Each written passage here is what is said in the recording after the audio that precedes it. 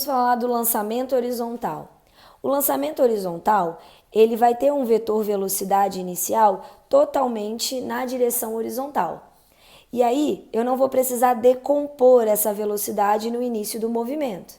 O que eu vou observar? Que ao longo desse lançamento, eu tenho aqui uma trajetória parabólica e eu também tenho uma simultaneidade de movimentos.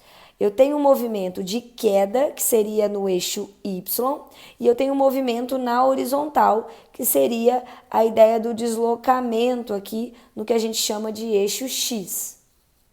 No lançamento horizontal, o eixo X ele é tratado como movimento retilíneo uniforme.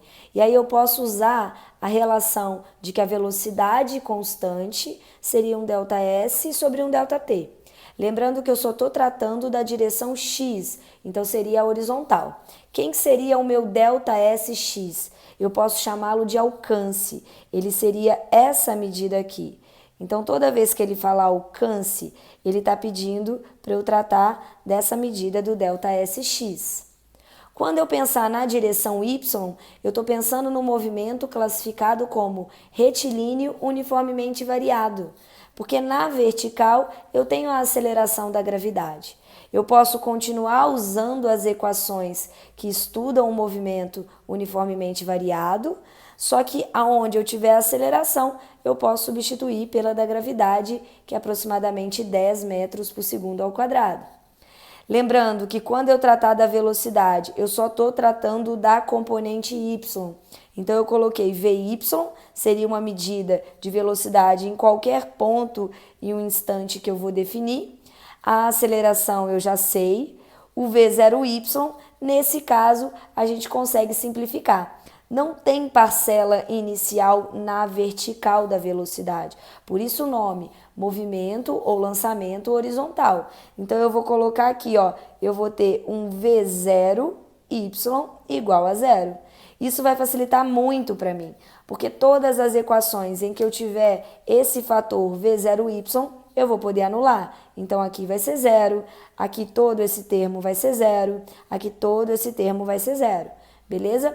Uma dica, quando eu preciso achar altura, ou ele vai me dar altura e peça o tempo de queda, o que eu posso pedir? Eu posso usar essa equação, eu vou ter aqui o meu fator ΔSY.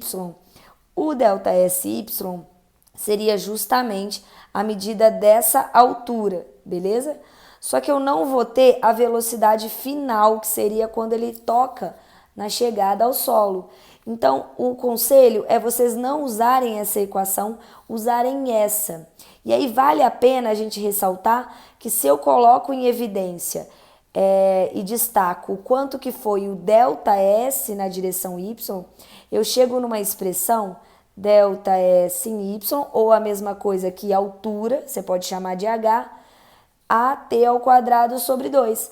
Mas eu vou colocar assim, ó, já substituindo o valor do A por G. Então, fica GT ao quadrado sobre 2.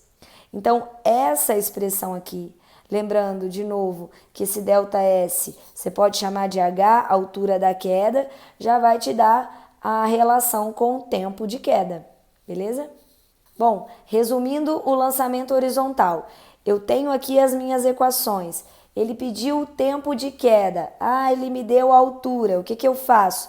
Usa essa simplificação aqui, ó. Altura, GT ao quadrado sobre 2. Você já acha o tempo da queda.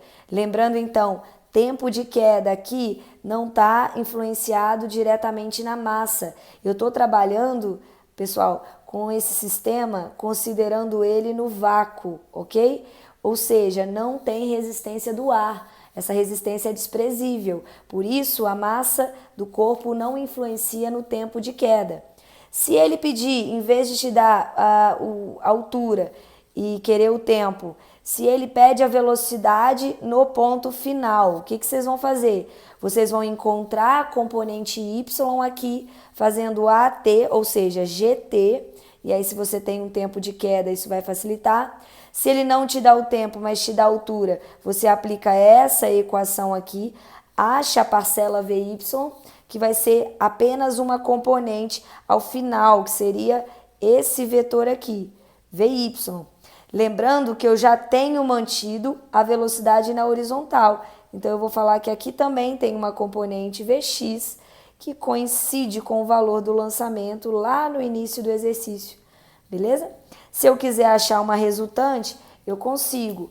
Basta eu fazer aqui, ó, eu aplico Pitágoras e acho uma resultante, que seria a soma vetorial dessas duas medidas.